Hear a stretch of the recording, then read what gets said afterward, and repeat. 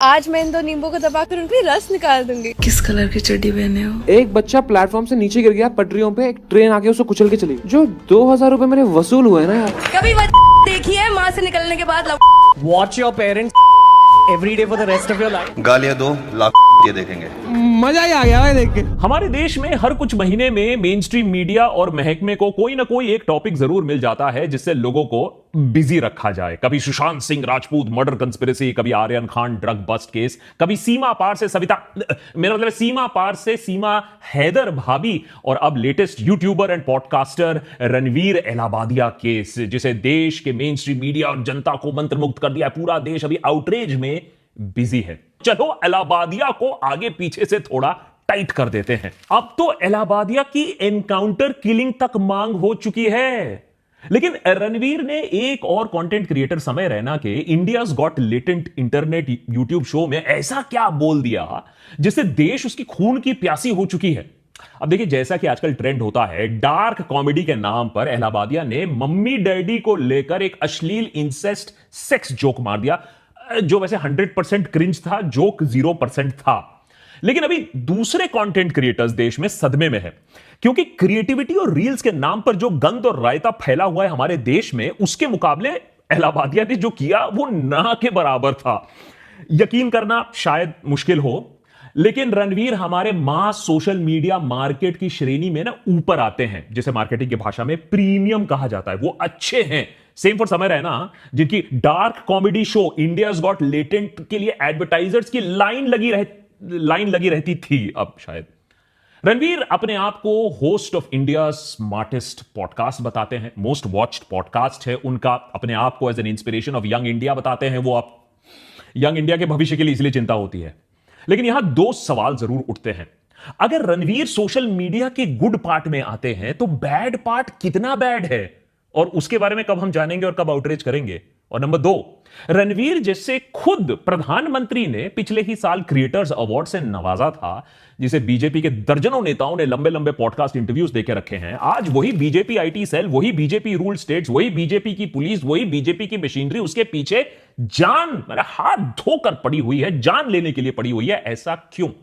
इस एपिसोड को रिकॉर्ड करते वक्त साइबर पुलिस ने कम से कम 30 लोगों के खिलाफ कंप्लेंट ऑलरेडी दर्ज कर ली है, जो समय रैना के शो इंडियाज गॉट लेटेंट में शामिल थे। यहां तक कि दूसरे जजेस, पार्टिसिपेंट्स, आर्टिस्ट, जिनका कोई लेना देना भी नहीं था इलाहाबादिया के अश्लील कमेंट्स के साथ, उन्हें भी धर दबोचा गया है। समन्स जारी किए जा रहे हैं, मामले की पूरी पड़ताल हो रही है, हाजिरी हो रही है पुलिस के सामने। मुंबई पुलिस इलाहाबादिया के घर पहुंच चुके हैं छानबीन करने के लिए। उस स्टूडियो पर भी पहुंच गए जहां इस शो की शूट हुई थी, माने इसको फिल्माया गया था, लेकिन वहां कोई अश्लील जोक छिपा हुआ पुलिस को नहीं मिला। बात मुंबई तक ही नहीं है, गुवाहाटी पुलिस भी यहां पहुंच चुकी है, एफआईआर दर्ज हो चुकी है गुवाहाटी में। ऐसा क्यों हुआ है मुझसे मत पूछिएगा।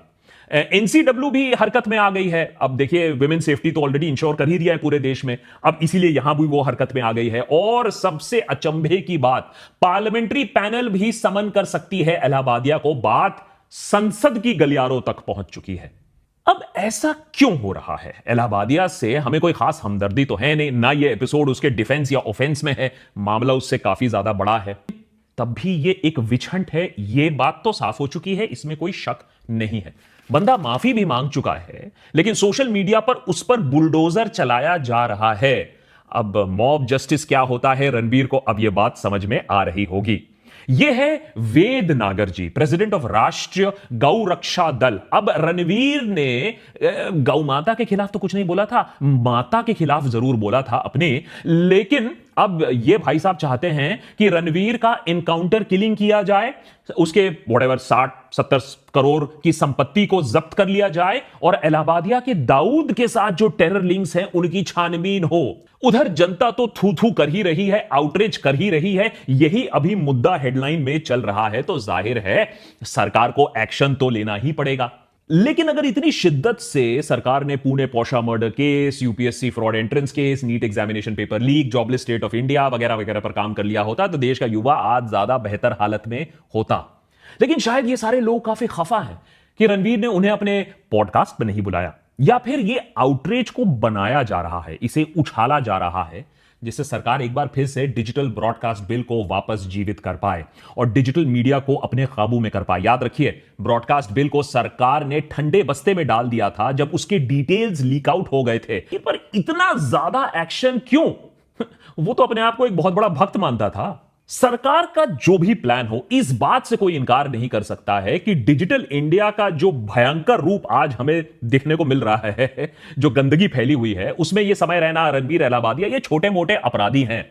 इंडियाज गॉट वल्गैरिटी का सच कई गुना ज्यादा और घिनौना है, गंदा है। इसे पहचानना होगा, इसे कॉल आउट करना होगा, इसे फ्रीडम ऑफ एक्सप्रेशन की आड़ में छुपाना नहीं होगा, इससे बचना होगा, ठोस कदम लेने होंगे, नहीं तो सरकार का पूरा हक बनता है और सरकार को पूरा हक मिल भी जाएगा डिजिटल मीडिया को फुल्ली कंट्रोल करने का।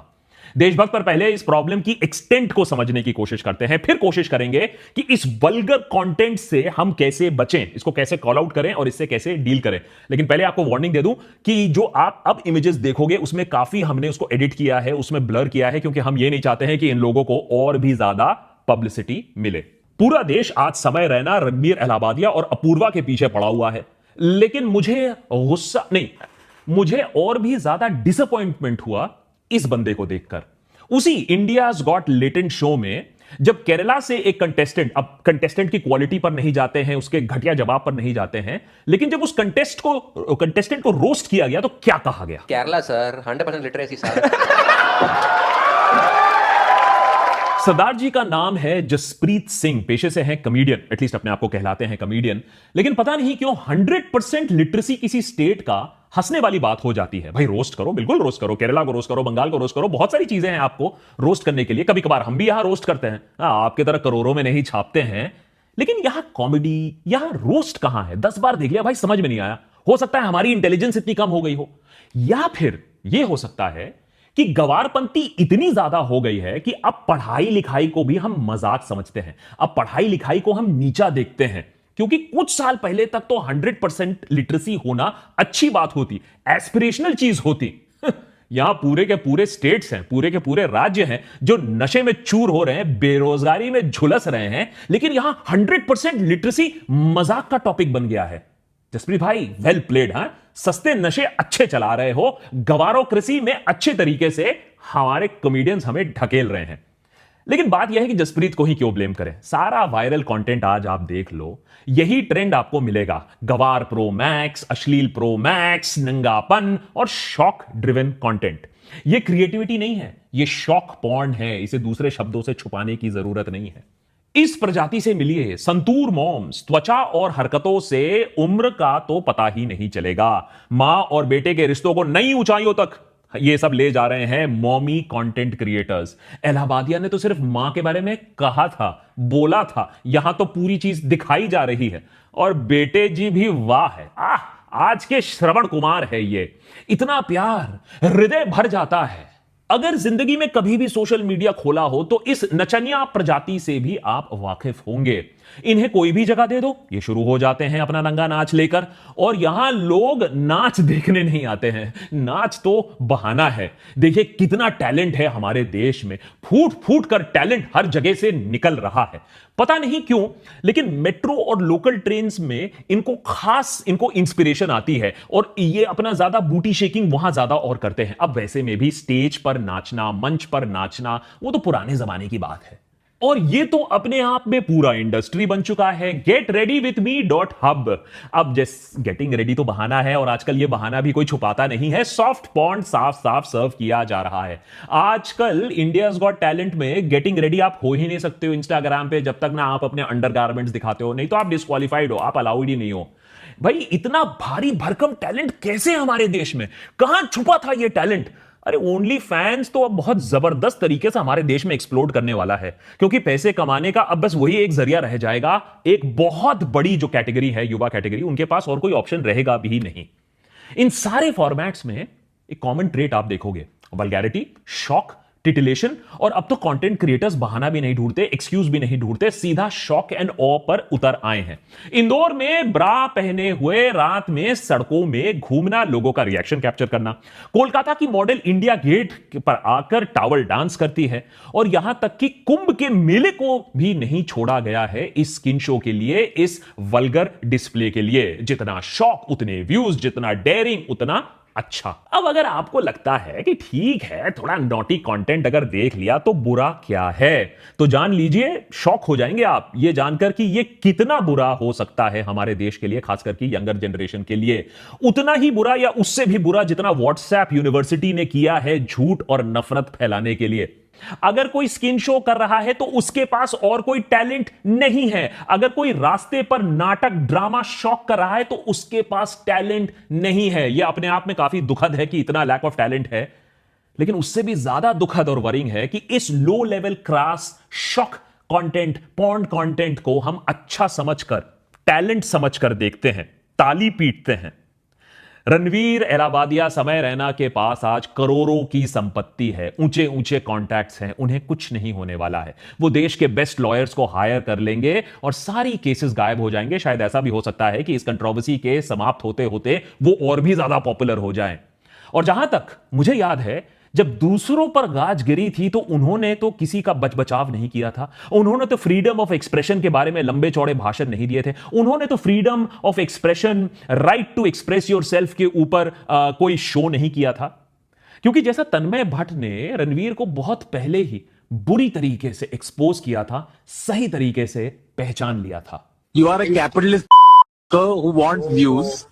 Accept it. This spiritualism, all this is bullshit. कौन सा कैपिटलिज्म का है तू क्यों झूठ बोल रहा है सबको? तो घबराइए मत, समय रैना का शो किसी और फॉर्म में वापस आ जाएगा। रणवीर का स्मार्टेस्ट पॉडकास्ट इन इंडिया भी बैक ऑन ट्रैक आ जाएगा। टीम देशभक्त को चिंता है उन लोगों की जो ये सारा कंटेंट देखते हैं, जिन्हें लगता है ये ओजी कंटेंट है, अमेरिका ग्रेड कंटेंट है, कटिंग एज है, रिस्की कंटेंट है। लेकिन ऐसा है नहीं। रिस्की कंटेंट क्या होता है, आप उसी अमेरिका के कॉमेडियन से सीख लो, जहां स्टैंड-अप्स में रेस, जेंडर, पॉलिटिक्स, इन मुद्दों के ऊपर जोक्स और कॉमेडी होता है, हार्ड हिटिंग स्टफ होता है। चलो मान लिया, हमारे देश में इन मुद्दों पर बात करोगे तो वैसे में ही सीधा जेल जाओगे, ये मुद्दे तो पहले से ही सेंसर्ड है।